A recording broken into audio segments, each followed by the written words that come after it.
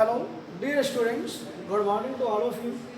Today is the lecture number 4 for class 10th, and chapter is the light and topic is the reflection and refraction. तो the last lecture number 3 में मैंने आपको real image virtual image क्या होती है वो मैंने आपको समझा दिया। बेटा इमेज कब बनती है आज बेटा आपको पढ़ाना है formation of image by plane wave.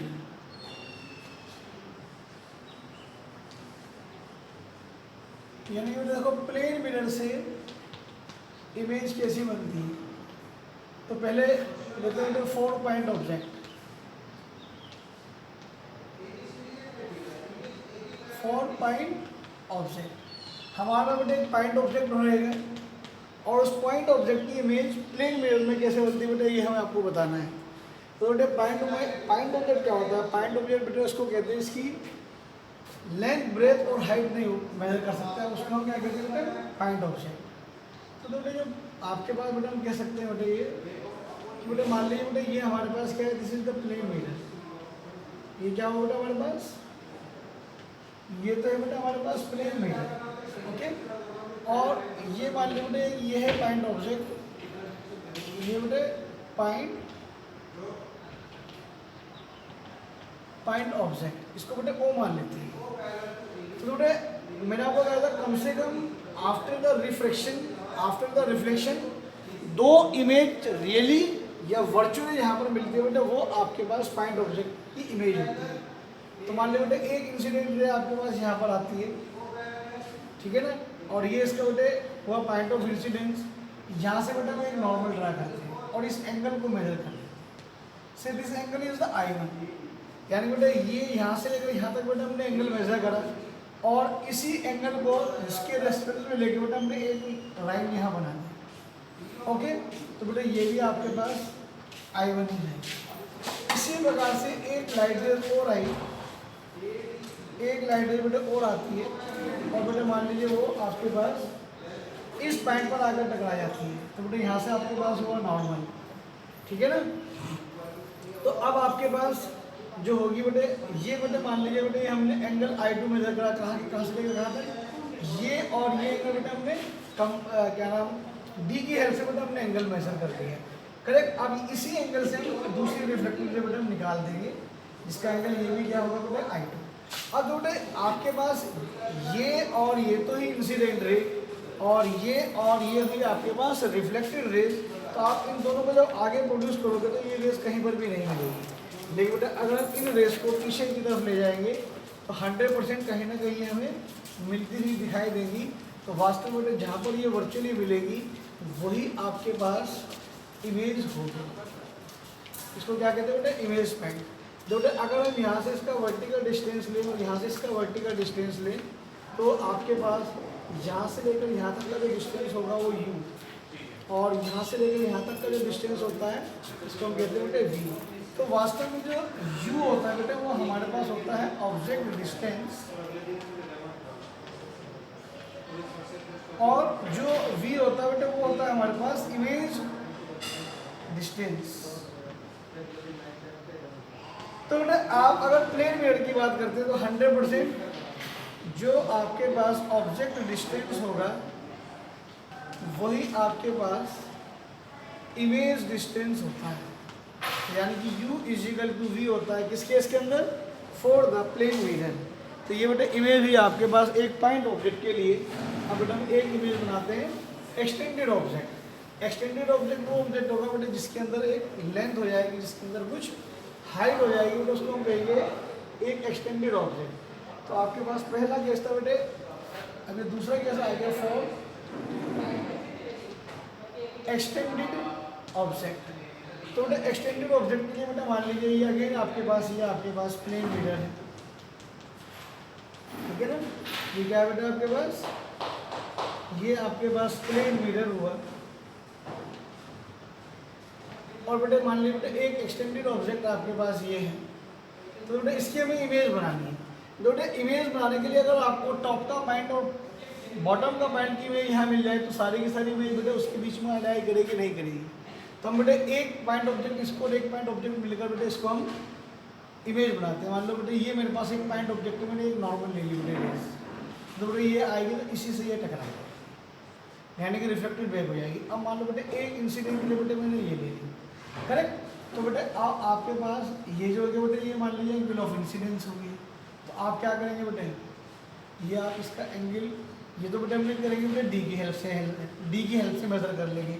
अब ये जो रेज होगी इसको आप इसके और इसके रेज को उसी एंगल से डी की हेल्प से आप ड्रा कर देंगे आप। तो बेटे अगर मैं इस रेस को, तो बेटे दो रिफ्लेक्टेड रे होगी, ये वाली और ये वाली, तो बेटे आप इसको और इसको आगे लेकर चलेंगे, कहीं नहीं मिलेगी। लेकिन 100% बेटा अगर आप इसको आगे प्रोड्यूस करोगे तो कहीं ना कहीं आपके पास ज़रूर मिल जाएगी। तो एक तरह से बेटा ये वाला पॉइंट ऑब्जेक्ट मुझे यहाँ पर मिल जाएगी। इन द सिमिलर वे मान लो बेटे एक इंसिडेंट रे आपके पास इससे यहाँ से आती है और यहीं से आकर वो टकरा कर वापस चली जाती है। अब इस पॉइंट से बेटे एक इंसिडेंट रे बेटे मैंने ये ली, तो ये हो गया बेटा आपके पास नॉर्मल, और ये बेटे मान लीजिए आपके पास I2 हो गया। ये बेटे हमने कंपास की हेल्प से मेजर करा और ये बेटे इसकी रेंज बेटे हमने इसी एंगल की हमने ड्रा कर दी। तो बेटे अब आपके पास ये रेज और ये रेज भी आप इसको डबल एरो का निशान से लगा लीजिए, डबल एरो के निशान से पता लग जाएगा बेटे कौन सी रेज है आपके पास। तो बेटा इसको भी आप इसको और इसको आगे प्रोड्यूस करोगे तो कहीं नहीं मिलेगी, लेकिन अगर इसको अगर मैं आगे प्रोड्यूस करूँगा तो डेफिनेटली ये कहीं ना कहीं पर आपके पास ये मृत्यु भी दिखाई देगी। वास्तव में जहाँ पर ये मिलेगी वही आपके पास इसका इमेज होगा। तो ये बेटा आपके पास ऑब्जेक्ट हुआ और ये आपके पास इमेज हुआ। तो बेटे मैंने आपको बताया पॉइंट ऑब्जेक्ट की इमेज कैसे बनती है और एक्सटेंडेड ऑब्जेक्ट की इमेज कैसे बनती है। ये आप कोशिश करना बेटे ग्राफ पेपर बनाने की कोशिश करना, 100% आपके पास ये बिल्कुल परफेक्ट आएगा। तो ये बेटे formation images by the plane mirror. अब बेटा आपके पास टॉपिक आता है लेटरल इन्वर्जन। लेटरल इन्वर्जन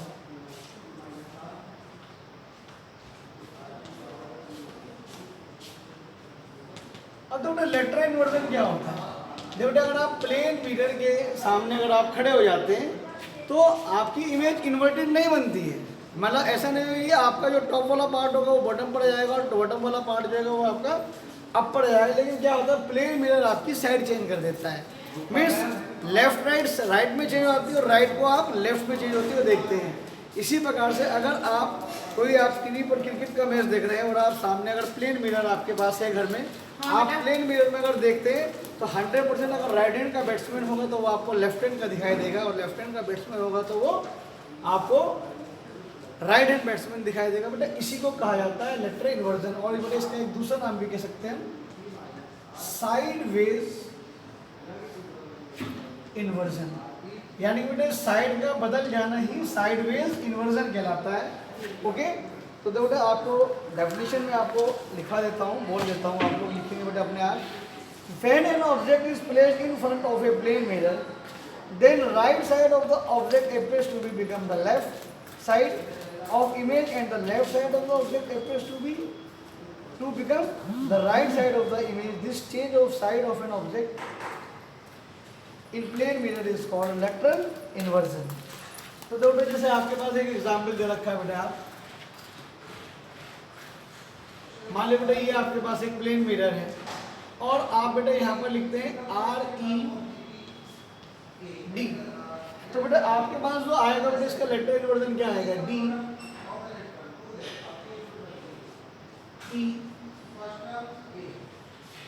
तो बेटा आपको इसका लेटरल इन्वर्जन ऐसा दिखाई देगा। और बेटा अगर पेपर में कभी क्वेश्चन आ जाता है, अगर पेपर में अगर कोई क्वेश्चन आ जाता है कि राइट इट्स लेटरल इन्वर्जन, तो कुछ नहीं करना है आपको, आप सिंपली डार्क लाइन से पहले उसको सीधे लिख दीजिए और उसको पेज के पीछे से देखिए तो वो आपको लेटरल इन्वर्जन में मिलेगा। इसी प्रकार से तो बेटा अगर आप देखते हैं कई बार एम्बुलेंस जो होती है, एम्बुलेंस के फ्रंट पर जो एम्बुलेंस लिखा होता है बेटे वो बड़े अजीब तरीके से दिखाई देता है, ये कुछ अलग तरीके से लिखा है। बेटे कायदे में क्या होता है, वो जो एम्बुलेंस फ्रंट पर जो लिखा होता है वो साइडवेज इन्वर्जन में लिखा होता है। तो जब कोई एम्बुलेंस पास करती है गाड़ी को तो आगे वाली जो गाड़ी होती है उसको अपने मिरर में देखती है तो उसको क्लियरली एम्बुलेंस दिखाई देता है, इसलिए एम्बुलेंस के फ्रंट पर एम्बुलेंस लेटरल इन्वर्जन के रूप में वो लिखा होता है। ठीक है ना, तो बेटा आइए आपके पास लेटरल इन्वर्जन हो गया। And what are the uses of plane mirror. बेटे प्लेन मिरर को जो देखा जाता है, plane mirror are use to see our self. Plane mirror are fixed on the inside of the walls of the certain shop like jewellery shop etcetera. Plane mirror are fitted at a blind turns of some busy roads. यानी कि busy roads होती हैं जहाँ पर turn होता है वहाँ पर प्लेन मिरर दिखाई देते हैं, जिससे कि कोई मोड़ से पहले आ रहा तो फ्रंट वाली गाड़ी को दिखाई जाता है. Plane mirror are use in making periscope. Periscope होता है बेटा एक इंस्ट्रूमेंट होता है, वो तो अभी आप नहीं समझ पाएंगे. अभी आप बेटा इतने समझ लिए पेरिस्कोप के अंदर भी प्लेन मिरर का यूज होता है. तो बेटा आज का टॉपिक लेक्चर नंबर 4 बेटे मैं यहाँ समाप्त करता हूँ. नेक्स्ट लेक्चर नंबर 2 में आपको रिफ्लेक्शन ऑफ लाइट पढ़ाया जाएगा from the curve surface like spherical mirror. Okay, thank you बेटा.